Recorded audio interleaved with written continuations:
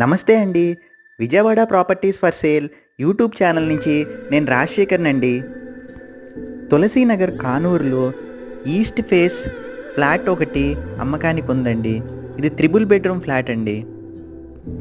Car పార్కింగ్‌తో కలిపి మొత్తం 1978 SFT ఉందండి.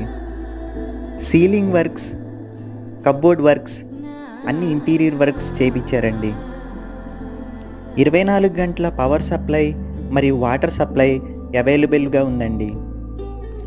ఈ ఫ్లాట్కి 70 గజాల స్థలము రిజిస్ట్రేషన్ అవుతుందండి.